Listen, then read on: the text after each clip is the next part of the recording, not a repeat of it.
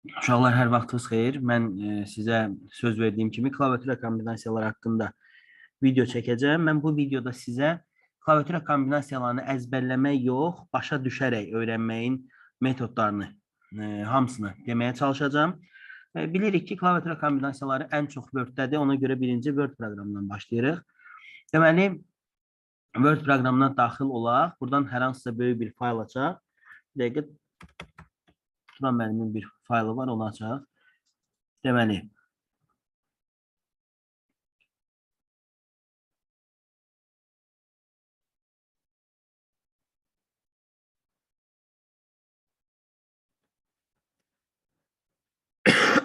deməli uşaqlar, mən birinci sizə nələri göstərim? Çətin düymələri göstərəcəm ki, asanları onsuz da yadda saxlaya bilirsiniz. Baxın, Azərbaycan sözündə B və A hərflərinin arasında dayanmışam. Təbiidir ki, mən sağ düyməyə bassam, kursor bir hərf sağa, sol düyməni bassam, bir hərf sola. Aşağı düyməni bassam, bir sətir aşağı, yuxarı düyməni bassam, bir sətir yuxarı qalxar. Bu standartdır. Mən indi bu detalı sizə kontrolla izah edəcəm. Baxın uşaqlar, kontrol sağa neynir? Yadda saxlayın ki, kontrol kursorun işini qüvvətləndirir, çoxaldır. Kursor bayaqdan sağ düyməni basanda bir hərf sağa keçmirdi. Artıq kontrol basandan sonra o bir hərf yox, bir söz sağa keçəcək. Deməli uşaqlar, kontrol və sağa bir söz sağa keçir. Və ya İndi kontrol soldan danışaq. Sola basanda bir hərf sola keçirdi kursor. İndi kontrol solu basırıq, artıq söz keçir. Yadınıza gəlirsə, kursoru aşağı basanda, aşağı oxu basanda bir sətir aşağı düşürdü. Amma kontrol aşağı artıq bir sətir yox, bir abzas aşağı düşəcək, gördüyünüz kimi. Ki versiniz, abzasların önündə gəzir. Təbii ki, kontrol yuxarıda, yuxarıdakı abzasın önünə keçəcək. Yəni, siz sola, sağa, yuxarı və aşağı düymələrini öyrənəndən sonra kontrolla 4 əlavə düymə öyrənmiş olursunuz. Bir dənə bu cümləni bilərək ki, kontrol işi artırır. İndi gəlin shift-lə danışaq. Shift seçir. Baxın, xalqın sözünün ortasında dayanmışam. Məsələn, shift-i və sağ düyməni bassam, bir hərf sağı seçəcək. Shift-i və solu bassam, bir hərf solu seçəcək. Tutaq ki, baxın, hər hansısa bir sətirdə yuxarı düyməni bassaydım, kursor bir düymə, bir sətir yuxarı keçəcəkdir, düzdür? İndi bunu shift-lə birgə edirəm deyə, keçdiyi yerə qədər də seçir. Baxın. İndi eyni şeyi aşağı üçün edirəm. Aşağı bassam, kursor aşağı keçmir. Shift-lə aşağını bassam, kursor keçdiyi yerə qədər seçib keçir. Gördünüz? Və shift sola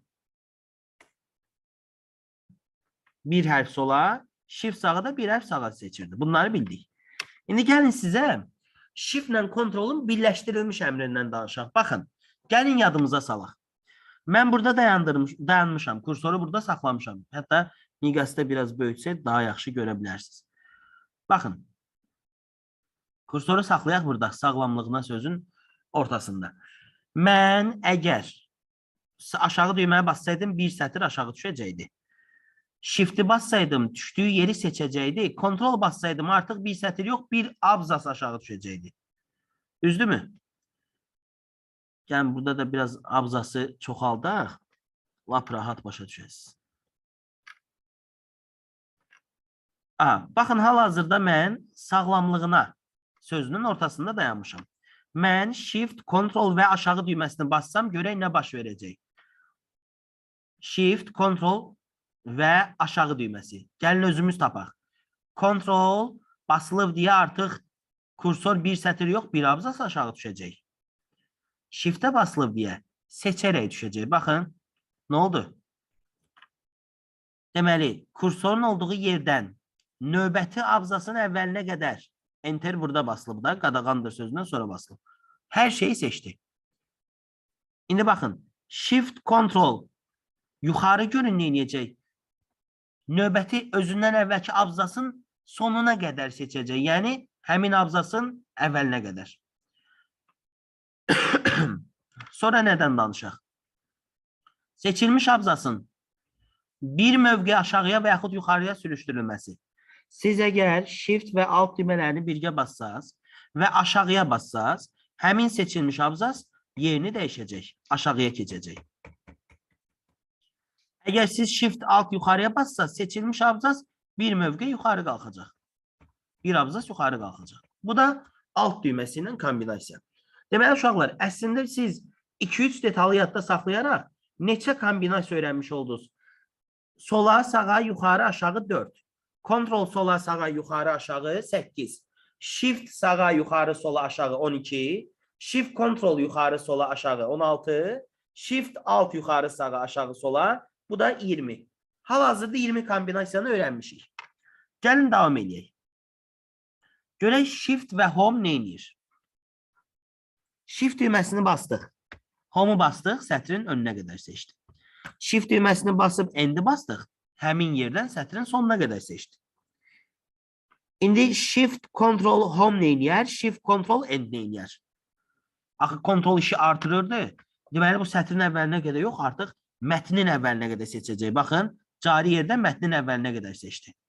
Və yaxud shift control end olan yerdən, kursor olan yerdən mətnin sonuna qədər seçəcək. Fikir verdiniz, gəldi vərəqin ən sonuna. Və yadda saxlayın ki, əgər siz kursoru mətnin əvvəlində saxlasaz, shift, control, endi bassaz, mətni tam seçəcək və yaxud kursoru mətnin sonunda saxlayıb shift, control, home'u bassaz, yenə də mətni tam seçəcək. 19 dekabr qəbul sualıdır. Mətnin tamamilə seçilməsi üçün başqa metodlar da var bu ikisindən əlavə. Ctrl A. Bütün mətni seçir. Bundan əlavə bir dənə də düymə var. Gəlirsiniz, F8 düyməsini basırsınız. Amma neçə dəfə? 5 dəfə. Çünki F8-i 2 dəfə basanda sözü, 3 dəfə basanda cümləni, 4 dəfə basanda sətri, 5 dəfə abzası, daha doğrusu üzüşdürüm, qarışdırdım. Deməli, F8-i 2 dəfə basanda sözü, cari söz seçir. Baxın, F8-i 2 dəfə basanda sözü, 3 dəfə basanda sətri, 4 dəfə basanda abzası, 5 dəfə basanda mətni seçir. Bilmirəm, hansı sən qarışdırdım. Ona görə bir də təkrarladım. 2 dəfə F8-in basılması sözü, 3 dəfə sətri və yaxud cümləni də deyə bilərik, cümləni, 4 dəfə basılması abzası, 5 dəfə basılması isə bütün mətni seçir. Amma uşaqlar, bütün mətnin seçilməsi bununla da bitmir. Bütün mətni seçmək üçün siz kursoru yazının məhdudlaşdırıldığı hissəyə də gətirə bilərsiniz. Baxın, qoy biraz uzaqlaşdırım ki, siz bunu rahatlıqla görə biləsiniz. Baxın, burada fikir verirsiniz, kursor fərqli cür dayanır. Yəni, həmişə kursor belə dayanır, normal dayanır. Bu dəfə üzü sol tərəfə dayanır. Siz kursoru vərəqin yazı yazılmağa məhdudlaşmış hissəsində dayandırsaz, bir dəfə bassaz sətri, 2 dəfə bassaz abzası, 3 dəfə bassaz bütün mətni seçər. Siz beləliklə nə eləmiş oldunuz? Mətni tam seçməyin 5 fərqli metodunu öyrənmiş oldunuz. Deməli, biz uşaqlar hazırda 30-dan artıq 40-a yaxın klaviatura kombinasiyası haqqında danışdıq. Gəlin indi F-lərdən danışaq. F-lər üzərində ən standart detallar. F1 düyməsini basaraq siz kömək pəncərəsini aça bilərsiniz.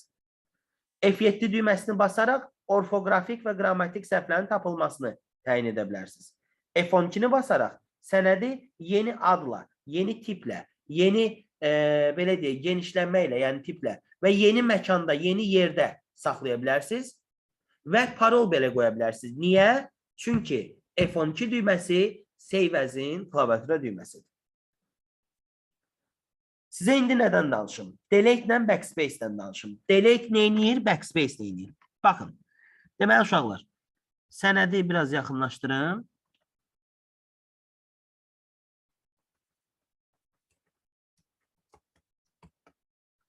Tutaq ki, belə bir sözlər yazmışıq. Biz, məsələn, burada saxlamışıq kursoru. Təbii ki, biz backspace-i bassaq, kursordan soldakı hərf silinir. Fikir verirsiniz? Biz delete-i bassaq, kursordan sağdakı hərflər silinməyə başlayır. Uşaqlar, siz əgər Control backspace bassaz. Kursordan sola artıq bir söz silir. Control delete'i bassaz yenə bir söz, bir söz, bir söz belə-belə gedir. Yenə deyirəm, control işi artırır. Bunu unutmayın. Backspace ilə deməli, delete'in funksiyanın belə deyim də cədvəlin içində müəyyən işləri var. Gəlin onlardan da danışaq. Baxın, hansısa bir cədvəl artırdıq. Biraz ölçünü balacalaşdırın. Belə pis görünür. Bir cədvəl artıraq, cədvəlin də içində danışaq. Baxın uşaqlar, bunun içini biraz doldururam məlumatlarla. Çünki bizə lazım olacaq. Deməli, siz cədvəlin hər hansısa bir xanasının içərisində dayananda tab düyməsini bassaz, tab növbəti xanaya keçəcək. Baxın, yenə basıram, növbəti xanaya keçir. Gəlib sətrin sonuna çatanda, getməyə növbəti xana olmadığı üçün ikinci sətrin əvvəlinə düşür. Sonra yenə sağa, sağa, sağa, sağa. Qısacası tab düyməsi sonuncu xanaya qədər gəzə-gəzə gəlir. Tab düyməsi sonuncu xananın içində basılanda getməyə yeri yoxdur deyə özü üçün bir dənə təzə sətr artırır. Və yaxud tab sonuncu xananın içində yox, çölündə də olanda yenə də getməyə yeri yoxdur deyə təzə sətr artırır. Qısacası tab düyməsi istənilən xananın içində gəzir, sağa keçir, sağda yeri olmayanda aşağı düşür, yenə davam edir gəzməyə, amma sonuncu xananın sonuncu sətrində olanda, daha doğrusu sonuncu sətrin, sonuncu xanasının içində də olanda, çölündə də olanda fərqi yoxdur. Təzə sətr artırır. Bəs enter nə edir? Enter istənilən sətrin sonunda təzə sətr artırır. İstənilən sətrin sonunda təzə sətr artırır. Bəs istənilən xananın içində enter nə edir? Sətri, daha doğrusu xananı ikinci sətri, üçüncü sətri əlavə edir. Qısacası xananın enini, hündürlüyünü böyüdür. Bəs uşaqlar, seçilmiş sətrin cədvəldən çıxarılması metodları nədir? Ən primitiv metod Ctrl X. Onu oradan qopardır. Amma uşaqlar, seçilmiş sətri, fərqi yoxdur. Seçilmiş sütunu və ya seçilmiş xanaları, yəni istənilən cür soruşa bilər. Delete düyməsini basaraq siz onu sadəcə içini təmizləmiş olursunuz. Baxın, ikinci sətri seçdim, delete bastım, onun içi təmizlənmiş oldu. Bəs mən nəyi basım ki, seçilmiş sətrin özü tamamilə ləğv olunsun. Yəni strukturu da çıxıb getsin, içindəkilər də çıxıb getsin. Bu zaman siz deməli backspace düyməsini basacaqsınız və dialog pəncərəsinə enter vurandan sonra silinmiş olacaq həmin məlumatlar. Mən çox şablonları sizə öyrətmək istəmirəm bugün, çünki bunlar standart şeylərdir. Onları hamınız bilirsiniz, əzbərləyə bilirsiniz. Mən hansıların ki, xüsusi qeydləri var, deyiləsi detalları var, onları sizə öyrətməyə çalışıram. Deməli, Word-dən nələri demədim, onların da adını sürətli şəkildə keçirəm ki, özünüz tapasınız. Deməli, uşaqlar, Alt F4 neyinir? Ümumi proqramın bağlanması üçün, Ctrl F4 isə cari faylın və yaxud aktiv faylın bağlanması üçündür. Ctrl F1 lent tablarını gizlədir və yaxud geri qaytarır.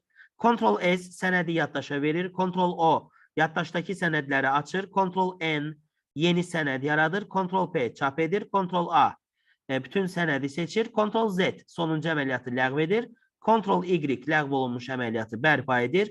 Ctrl C seçilmiş mətn hissəsinin sürətini yaradır. Ctrl X kəsir, mətn yerində qalmır. Ctrl V yapışdırır. Ctrl G Go to pəncərəsini açır. Ctrl K hiperlink əlavə edir. Ctrl H replace icra edir. Mətnin fraqmentini başqa fraqmentlə əvəz edir. Ctrl L mətni sola, Ctrl E mərkəzə, Ctrl R sağa, Ctrl J isə tam hər iki tərəfdən ədalətli formada iki tərəfə görə də düzləndirir. Ctrl B qalın yazır, Ctrl I kursiv, Ctrl U altdan xətt çəkir. Shift F3 registri dəyişir.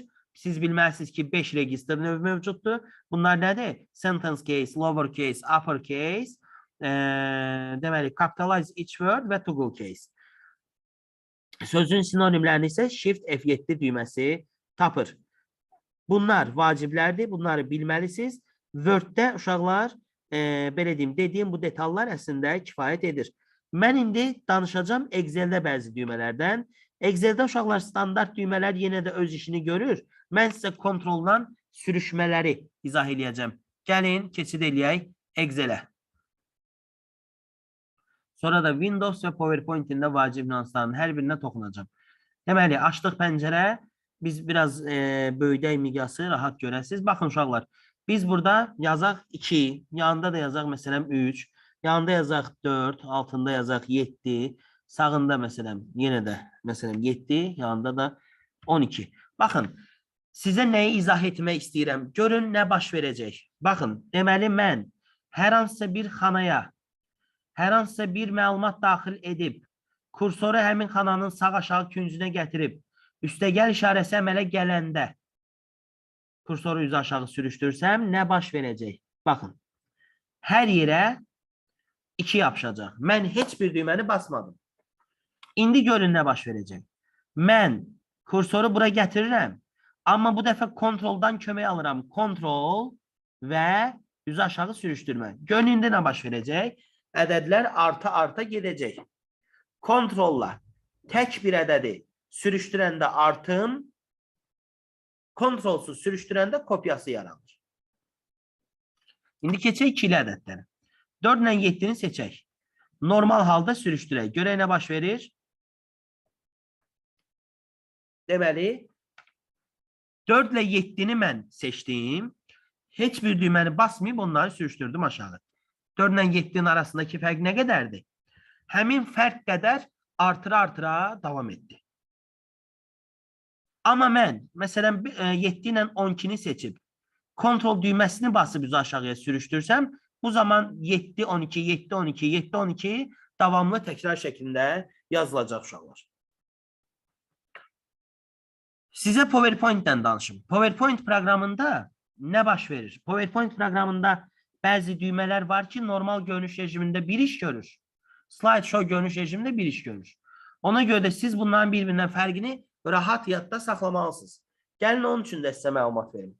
Deməli, yenə də PowerPoint proqramında Word-lə eyniliklə qalır. Mən sizə əlavələrdən danışıram. Uşaqlar, siz F5 düyməsini bassaz, nümayiş ilk slaytdan etibarən, təqdimat ilk slaytdan etibarən nümayiş olunmağa başlanılacaq. Əgər siz Shift F5-i bassaz, bu zaman cari slaytdan, yəni hal-hazırda üzərində dayandığımız slaytdan etibarən nümayiş başlayacaq. Siz nəyi yadda saxlayın? Slideshow görünüş rejimində klaviatura düymələri və kombinasiyaları normal görünüş rejimindən fərqli iş görür. Normal görünüş rejimində siz Ctrl-A-nı basanda bütün slaydlar seçilsə də, Slideshow görünüş rejimində Ctrl-A düyməsi ekrana kursor çıxardır. Ctrl-P düyməsi normal görünüş rejimində çap etsə də, Slideshow görünüş rejimində ekrana qələm çıxardır, pen. Və uşaqlar belə yadda saxlayın, Slideshow görünüş rejimində sənədi çap etmək olmur. Elə ona görə də burada Ctrl-P öz işini görə bilmir. W düyməsinin basılması var. Slideshow görünüş rejimində W düyməsini basanda ekran ağarır. B düyməsini basanda ekran qaralır. Və bu düymələrin biri də S-dir. S düyməsi isə nümayişi stop verir, dayandırır. Yadda saxlamalısınız ki, W, B və S hərfləri normal görünüş rejimində normal hərflər, klaviaturadan hərflər daxil edir. Amma standart halda Slideshow-da başqa iş görürlər. Escape də nümayişdən imtina verir. Mən fürsətdən istifadə eləmək istəyirəm. Bir dənə də detalı vurğulamaq istəyirəm. Tələbələrin qəti sürətdə əzbərləyə bilmədiyi, çətinlik çəkdiyi detallardan birini də vurğulamaq istəyirəm. Word və PowerPoint proqramlarında bəzi obyektlərlə işləyən zaman bəzi kontekstual tablar açılır. Bunu da yadda saxlamağınızı tövsiyə edirəm. Ona görə də belə deyək, açıb bunu sizə danışmaq istəyirəm. Öz, belə deyim, nəşrim üstündə bircə dəqiqə konspektin üzərində danışacağım bunu sizə.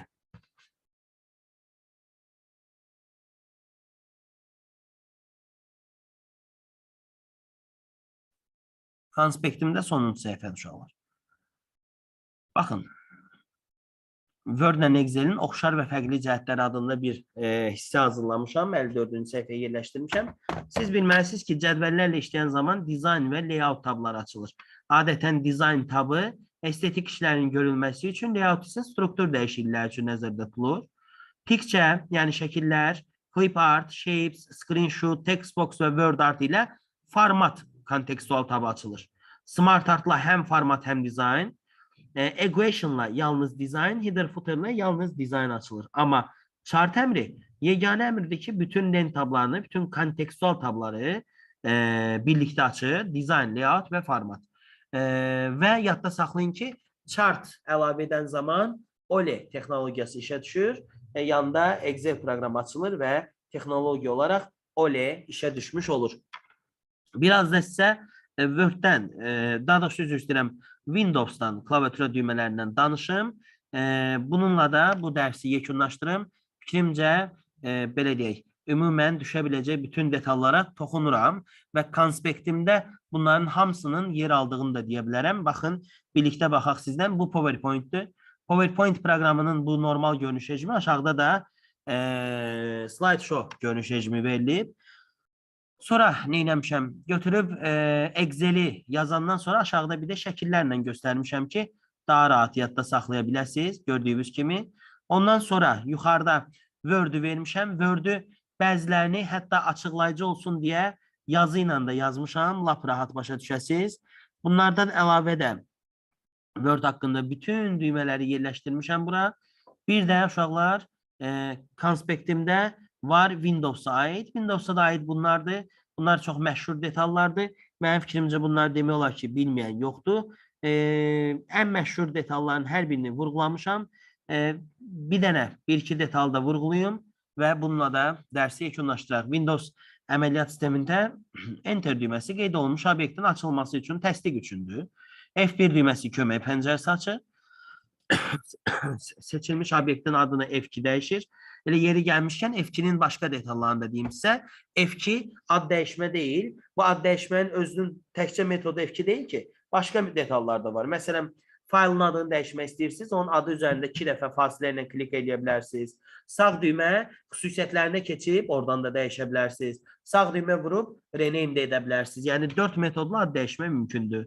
F3 File Explorer pəncərəsində axtarış səthini aktivləşdirir. Refresh sistemin yenilənməsi F5 düyməsi ilə baş verir. Delete seçilmiş obyekti silir. Seçilmiş obyekti silmək üçün delete düyməsindən başqa Ctrl-D düyməsi də istifadə olunur. Bunu da yadda saxlayın. Və uşaqlar, Shift Delete isə obyektin belə deyək də zibil yeşiyinə düşmədən silinməsini təmin edir. Ctrl, Escape və Win düymələri isə Start menüsünü açır. Start menüsünü açmaq üçün üzərinə klikləmək də olar. Ctrl V aktiv olan qovluq pəncərəsini bağlayır. Alt F4 aktiv olan qovluq və yaxud proqram pəncərəsini bağlayır eynən. Alt tab və WinTab-dan danışaq. Alt tab və WinTab nədir? Alt tab və WinTab Aero interfeysinin növləridir. Yeri gəlmişkən Aero interfeysindən də danışım. Aero interfeysindən çoxdan da sual düşmür. Məsələn, ola bilər ki, fevral imtahanına bu bölmədən sual düşsün. Aero interfeysinin 4 dənə tipi var. Aero Shake, Aero Flip, Aero Pick və Aero Snap. Bizdə burada Aero Shake-də, Snap-də adətən düymələrdən istifadə olunmur. Aero Flip-də 2 düymədən istifadə olunur.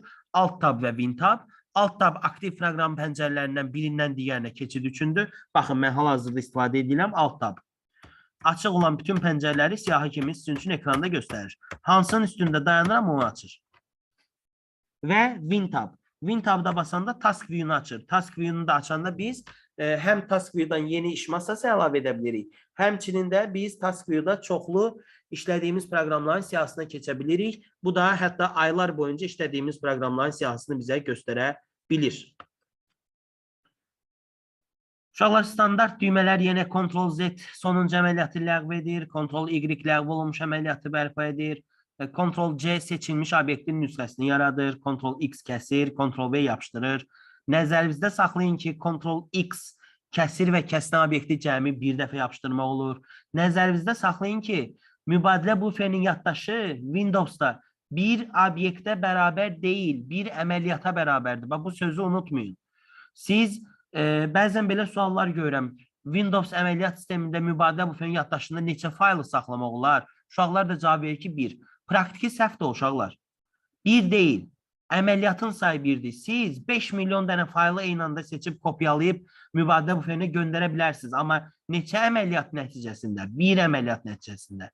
Windows əməliyyat sistemində mübadilə buferinin yaddaşı bir əməliyyatla ölçülür.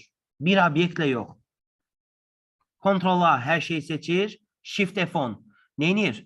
Mouse'un sağ düyməsilə açılan kontekst menüyünü açır. Win-D aktiv pəncərələri gizlədir. Çünki Show Desktop əmridir. Win-L əməliyyat sistemini kildə salır. Proyektın idarə olunması üçün Win-P. Ctrl-Shift-Escape basaraq Task Manager'ı açmaq olar. Shift Delete dedim bayaq. Bir dəfəli silir. Zibil yeşilinə düşmür. Ctrl-Shift-N yeni qovluq yaradır. Ctrl-Alt Delete isə Windows Logon Screen pəncərəsini açır uşaqlar. Bir də ağlımda nəsə var idi, onu da sizə göstərmək istəyirəm. Deməli, nə? Ekrandakı seçim. Gəlin ekrandakı detallardan da danışaq. Bu detalları buraya sərgəli formada yerləşdirim. Ətraflı müzakirə aparaq. Baxın, ekranda xeyli sayda proqram və yaxud piktoqramlar deyək mövcuddur. Biz Ctrl düyməsini basanda seçimlə, Shift düyməsini basanda seçimlə nə baş verir, onu sizə öyrədim. Baxın, hər hansısa bir sətrin, məsələn, ikinci sətrin üçüncü elementi üzərində dayanıb, onu seçib, sonra başqa bir elementi seçsəm, köhnə element seçilməyi ləğv olunacaq. Çünki mən heç bir düymədən kömək almadım. Nə Ctrl basmadım, nə Shift-i basmadım. Amma uşaqlar, məsələn, belə fikirləşin. Mən bunu seçdim, daha sonra Ctrl düyməsini basıb başqa bir obyekt seçdim. Təbii ki, bu zaman ikisi də seçilmiş olur. Hətta davam da eləyə bilərsiniz. Ctrl düyməsini basılı saxlayaraq oradan-buradan fayllar seçə bilərsiniz. Obyektlər seçə bilərsiniz. Shift düyməsi nə edir? Shift düyməsi seçilmiş obyektdən, sonra məsələn, obyekti seçmədim. Gedirəm, məsələn, bu obyekti seçməmişdən öncə Shift-i basıram, sonra seçirəm. Bu zaman kitab oxuma qaydası ilə bütün sətirlər boyunca obyektləri bizim üçün seçmiş olur. Uşaqlar, ümid edirəm ki, demək istədiyim bütün hər şey dedim. Özümdə apardığım qeydlərin hamısını göstərdim. Bəzi düymələr çox standartdır. Onları deməyə ehtiyac yoxdur. Onları oxuyub əzbərləyə bilərsiniz. Fikrimcə biraz sürətli video oldu. Sürətli danışdım. Amma xeyri olar sizə. İmtahanı az qalıb. İmtahanımızın bir balı, minimum bir balı klaviatura kombinasiyalardır. Son imtahanda nə gördük? Son imtahanda gördük ki, bir dənə klaviatura düyməsini açıq sual kimi salıblar, bir dənə də qapalı kimi. Açıq sual kimi də təbii ki, sizə 2 bal verdiyi üçün son imtahanda klaviatura düymələri bizim 3 balımızı bizə verdi. Özdə asan da sual deyildi. Bütün tələbələrin düz yazdığı sual tipi deyildi. Yəni, bütün mətnin seçilməsi yollarını belə deyim də, informatikanı çox yaxşı oxuyan tələbələr bilirdilər. Hərə bir şey əskiyi bilirdi və bu da onların bal itirməsinə gətirib çıxartdı. Mən bu videoda vacib olan hər şeyi dedim. Yəni, sizin haradasa tapa bilməyəcəyiniz hər şeyi dedim. Digərləri üzdə, gözdə olan şeylərdə onları da özünüz rahatlıqla tapa bilərsiniz. Videonun altına yazarsınız, mən sizə konspektimi göndərərəm, əgər sizdə yoxdursa. Mən bütün bu detalları konspektimdə qeyd eləmişəm, vurğulamışam. Suallarınız olsa şərh bölməsinə yazarsınız. İmtahana qədər çəkməyimi istədiyiniz videolarda yazarsınız, çəkərəm. İnşallah imtahanda da hamınıza uğurlar arzulayıram. Suallarınızı mənə e-maillə, elektron poçtla yəni göndərə bilərsiniz və yaxud sosial şəbəkələrdə, Facebookda, YouTube'da, Instagram'da, WhatsApp'ımda və yaxud elə bu şərh bölməsində qeyd edə bilərsiniz. Nə sözünüz, sualınız, imtahanla bağlı qayğılarınız var, hamısını yönləndirib soruşa bilərsiniz. İmtahana qədər çox video çəkəcəm, bir neçə planım da var və imtahana qədər inşallah imtahanda düşəcək detallara aid mövzum həmişəki məşhur videomdan da çəkəcəm. Təqribən 3-cü ya da 4-cü gün o videonu paylaşacağım. Sağ olun, özünüzdən müğayət olun.